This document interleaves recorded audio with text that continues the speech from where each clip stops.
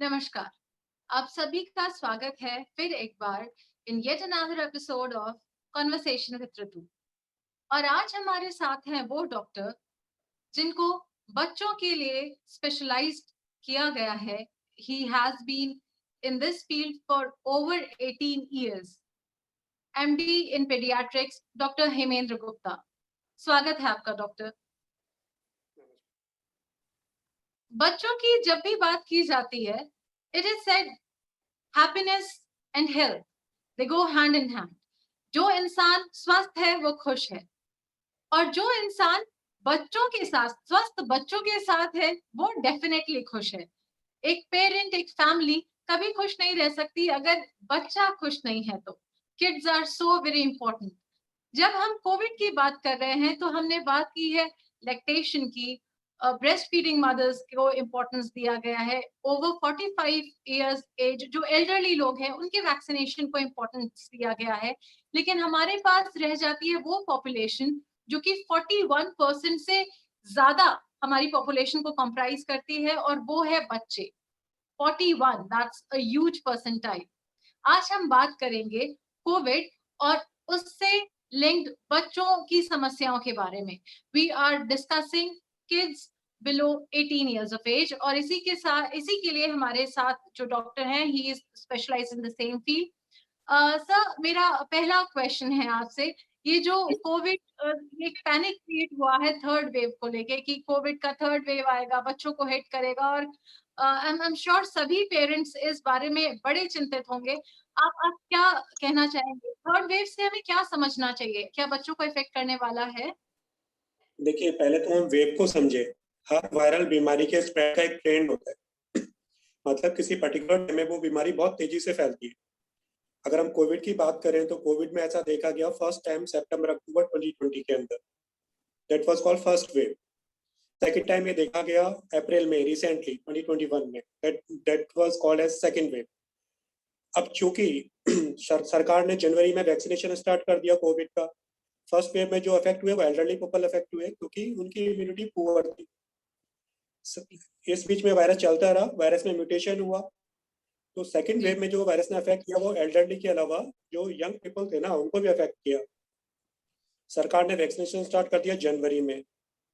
पहले 60 प्लस को वैक्सीन लगा, फिर 45 प्लस को वैक्सीन लगा। तो अब दो कैटेगरी ऐसी हैं जो काफी हद तक वैक्सीनेट हो चुकी हैं। तो अब हमारे पास बचते हैं बच्चे जिनको भी कोई वैक्सीनेशन नहीं लगा। तो ऐसी संभावना बिल्कुल। व्यक्त की जा रही है कि जो थर्ड वेव होगा वो प्रोबेबली अक्टूबर नवंबर में होगा, बच्चों को ज्यादा अफेक्ट करेगा। और ये सिर्फ संभावना है, इट्स नॉट कंफर्मेड।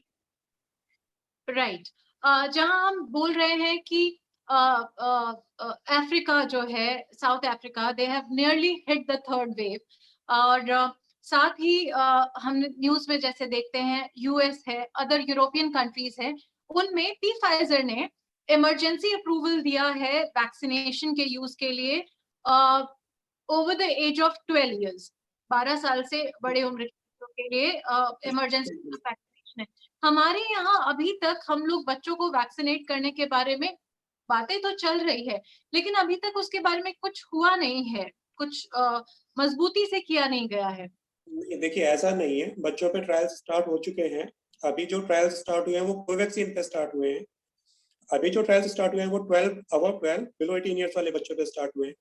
देश में 4 सेंटर ऐसे हैं जहाँ ये ट्रायल्स चल रहे हैं। इसमें है हैदराबाद, पटना, दिल्ली, नागपुर। जी। ठीक है। तो अभी फर्स्ट डोज वैक्सीनेशन का लग गया इन बच्चों को।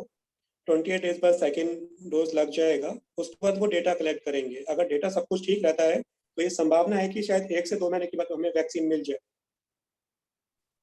मीनवाइल डॉक्टर, क्या ये कहना सही होगा कि अगर बच्चे इन केस इफेक्ट होते हैं, और अगर ऐसा होता है कि बच्चे हॉस्पिटलाइज हैं, तो उनके साथ किसी ना किसी पेरेंट को जरूर वहां साथ में रहना पड़ेगा? तो जो रीसेंट प्रोपगेशन है वो मैसेज ये है कि एटलीस्ट पेरेंट्स को अपने आप को वैक्सीनेट करवा के रखना चाहिए, क्योंकि उससे बच्चों को जो खतरा है वो काफी हद तक कम हो जाएगा। Plus in case of any requirement, parents at least vaccinated होंगे बच्चों का ध्यान रखने के लिए। आप क्या कहना चाहेंगे? बच्चे क्या है, खुद बीमारी कैच नहीं करते। These are the adults who spread the illness to the kids. बच्चे एक्वायर करते बीमारी बड़ों से, बच्चे तो बाहर जा नहीं रहे, बड़े ही बाहर जा रहे हैं, वो अपने साथ इन्फेक्शन लेके आ रहे हैं, वो बच्चों में फैला रहे हैं। अगर एडल्ट्स कोविड अप्रोप्रिएट बिहेवियर रखेंगे और वैक्सीनेट रहेंगे तो चांसेस हैं कि बच्चे सेफ रहें। जी बिल्कुल। अब जैसे कोरोना इतना लंबा खिंच चुका है, तो जाहिर सी बात है कि कुछ कामों के लिए या फिर for jobs and for other things parents को बाहर जाना पड़ेगा। उस सिचुएशन में आप क्या सजेस्ट करना चाहेंगे? Covid appropriate behaviour is almost known to everyone. बच्चों के लिए स्पेशली क्या ध्यान रखा जाना चाहिए? देखिए, आप डेफिनेटली बाहर जा सकते हैं कोविड अप्रोप्रिएट बिहेवियर के साथ, जो कि सिंपल सा है, 2 गज दूरी, मास्क है जरूरी, ठीक है। जनरली मैंने ये देखा है कि ज्यादातर लोग कपड़े का मास्क यूज करते हैं, but that is not appropriate, it will not provide you full protection. अगर आप कपड़े का मास्क यूज कर रहे हैं तो डेफिनेटली करिए, बट उसके ऊपर आप ट्रिपल लेयर सर्जिकल मास्क जरूर से पहनिए, this is called double mask, तो वो आपको प्रॉपर प्रोटेक्शन प्रोवाइड करेगा, ठीक है। सैनिटाइजर अपने पास रखिए, जहां तक पॉसिबल है आप सोप से हैंड वॉश करिए, जहां सोप अवेलेबल नहीं है तो आप सैनिटाइजर जरूर साथ रखें, जी। ठीक है। 3 बातें तो है ही, और फोर्थ वैक्सीनेशन तो है ही सबसे इम्पोर्टेंट। ट्राई ये करें कि बच्चे आपके साथ बाहर ना जाए। बच्चों के बारे में जब हम बात करते हैं तो क्या मास्क बच्चे भी पहन सकते हैं? क्या? देखिए, अब इसमें इसमें अभी तक तो जो गाइडलाइंस थे ना, वो ये थे कि आप 2 साल से बड़े बच्चों को मास्क एडवाइस कर सकते हैं, 2 साल से छोटे बच्चों को नहीं, बिकॉज इट में लेड टू सफोकेशन। और अगर बच्चा बिल्कुल, सफोकेट होगा तो हो सकता है वो अपनी कंप्लेंट नहीं बता पाए पेरेंट्स को, एंड इट मे बी बिल्कुल, इंजीरियस टू हिज और हर हेल्थ, ठीक है। बिल्कुल। परंतु अभी 2 दिन पहले ही director general of health services, ministry of health and welfare, government of India ने अपनी गाइडलाइंस चेंज कर दी। वो कहते हैं कि 5 साल तक के बच्चों को मास्क की जरूरत नहीं है, ओके, और 5 से जो 12 साल के बच्चे हैं वो मास्क पहन सकते हैं, बट अंडर पेरेंटल गाइडलाइंस।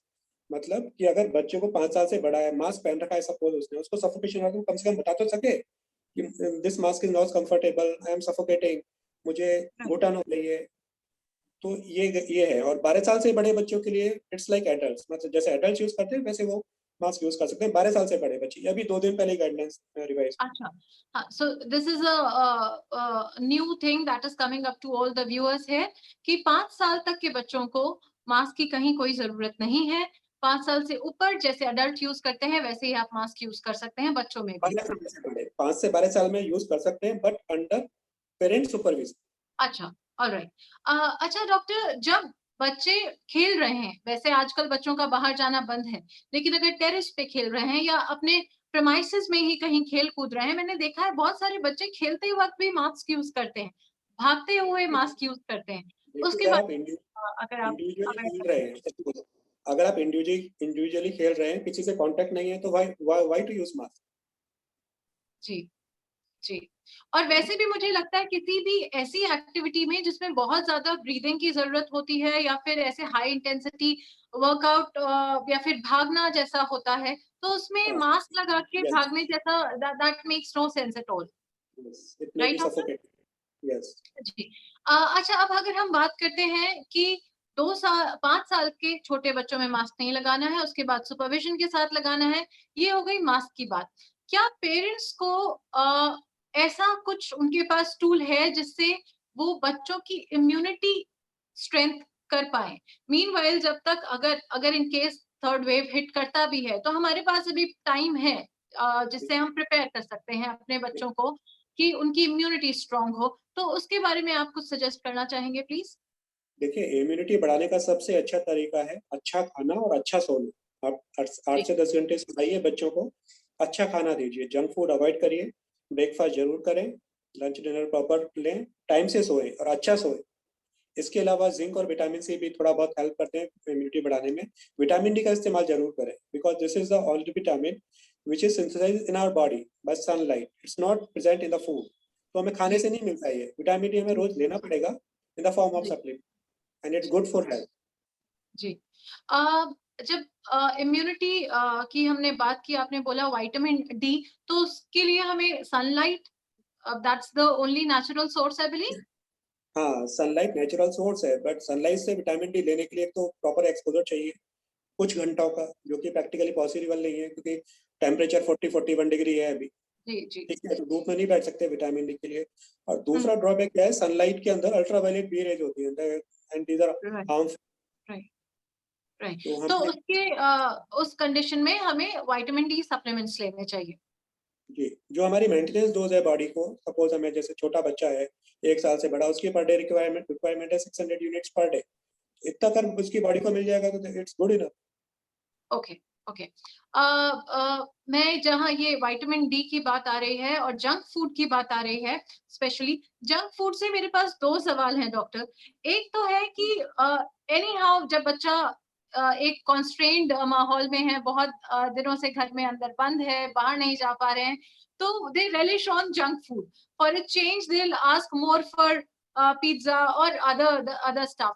इससे बच्चों में ओबेसिटी के चांसेस डेफिनिटली। बढ़ रहे हैं। और जैसा कि मैंने अपनी रिसर्च में पढ़ा है कि obesity is one of the prime factor जो कोविड में मोर्बिडिटी रेट बढ़ाता है, डेथ रेट इज ओवर 100%। सो उस केस में बच्चों में ओबेसिटी डेवलप नहीं हो, उस केस में पेरेंट्स को क्या करना चाहिए? घर से देखिए बाहर भेज सकते हैं बच्चों को? सबसे बड़ी बात तो है avoid junk food. Junk food नहीं खाना है because it's very rich in calories. Junk food की राइट, क्वांटिटी कम होती है but it's very dense in calories. तो अगर आप थोड़ा-सा भी खाएँगे ना तो कैलोरीज़ बहुत मिल जाएगी बॉडी को। जी, हमारे लॉकडाउन में एक्टिविटीज़ बिल्कुल बंद है, बच्चे फिज़िकली एक्टिव नहीं है, तो उनको वैसे ही कैलोरीज़ की रिक्वायरमेंट बहुत कम है।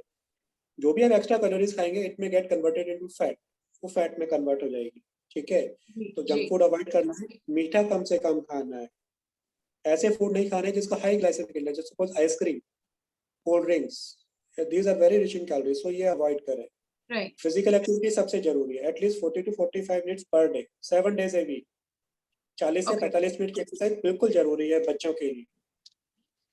और इसमें सजेस्टिव है पेरेंट्स, क्योंकि लॉकडाउन के वक़्त सारे पेरेंट्स भी घर पे हैं। इन दिनों अभी ज़्यादा से ज़्यादा टाइम अपने बच्चों के साथ बिता सकते हैं। तो कुछ ऐसी एक्टिविटीज़ जो सारी फैमिली मिलके करे, साथ में योगा कर सकते हैं, साथ में डांस कर सकते हैं, साथ में यस, सीढ़ियाँ उतर सकते हैं, चढ़ सकते हैं। So that can also be one of the way जिससे आप बच्चों को इन्वॉल्व रख सकते हैं।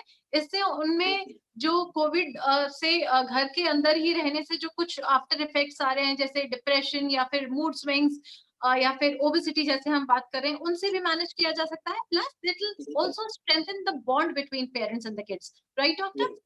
Yes, yes. आप साइक्लिंग भी कर सकते हैं, it's also a very good exercise. जी, बिल्कुल। इन केस अगर किसी बच्चे में सिम्पटम्स हैं, तो वो कौन से सिम्पटम्स हैं जिससे हमें कोविड के टेस्ट तक जाना चाहिए? What are the prime symptoms in kids these days?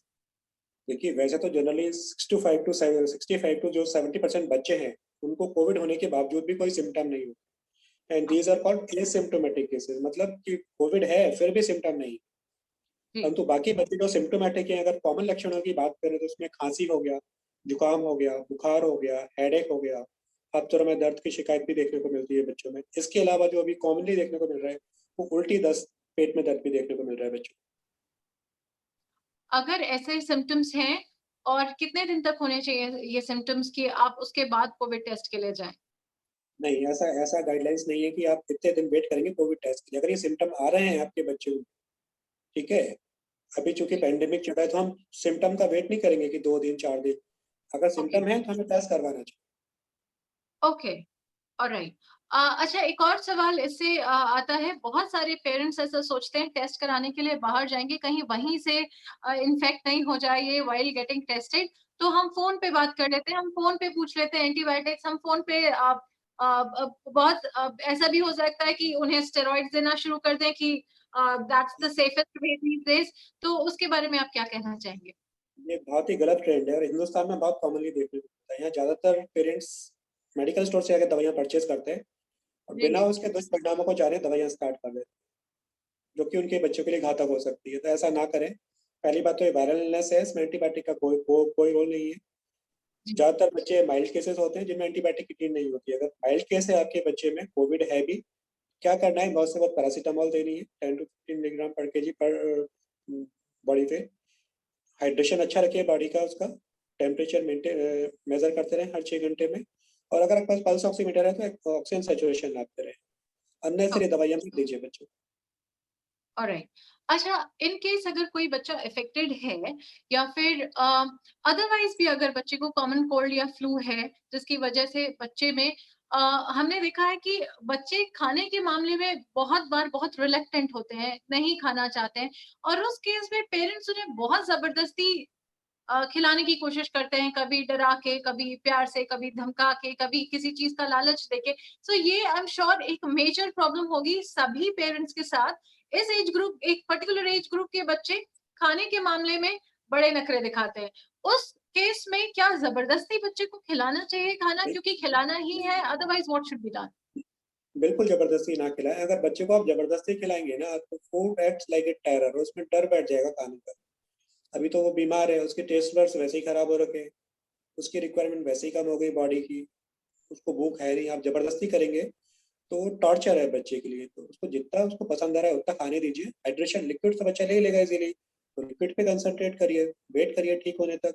जब वो ठीक हो जाएगा तो उसके टेस्ट बड्स भी नॉर्मल हो जाएँगे, उसकी एपेटाइट फिर से वापस आ जाएगी, खा लेगा नॉर्मली। परंतु अगर अभी आपने डरा-धमका के खिलाया उसको, तो वो ठीक ठीक होने के बाद भी नहीं खाएगा फिर। जी, पर ऐसा तो नहीं है कि अगर कम खाएगा या नहीं खा रहा है, तो उसमें वीकनेस डेवलप हो जाएगी? बिल्कुल डेवलप नहीं होगी, देखिए बॉडी की एक बेसिक मिनिमम नीड होती है।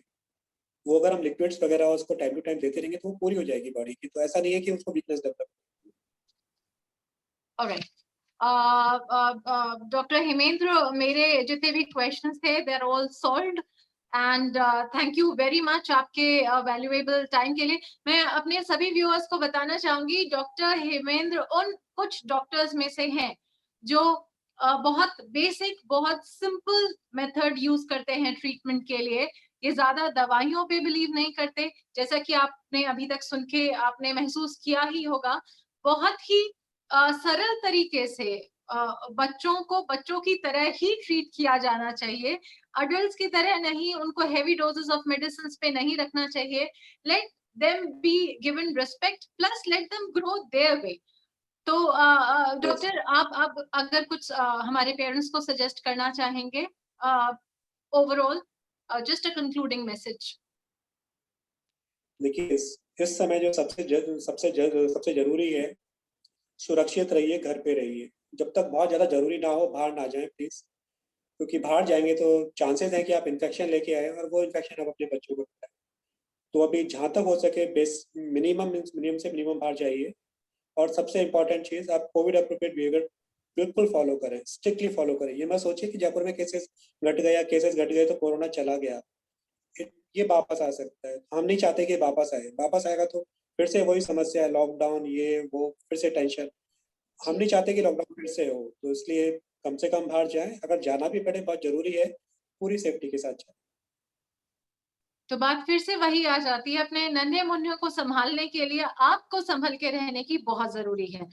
So, this is a message to all the parents, everybody in the family. If you want कि आपके बच्चे प्रोटेक्टेड रहें, protect yourself first. Thank you बिल्कुल, वेरी मच हेमेंद्र, बहुत अच्छा लगा आपसे बात करके। हमारे व्यूअर्स को अगर कोई भी क्वेश्चन हो तो they can drop in the questions in the comment section और हम अगले वीडियो में या फिर जल्दी ही डॉक्टर हेमेंद्र के साथ फिर से उन सवालों के जवाब देने पहुंचेंगे। Thank you very yes, much doctor for sharing okay, our time. नमस्कार, नमस्कार।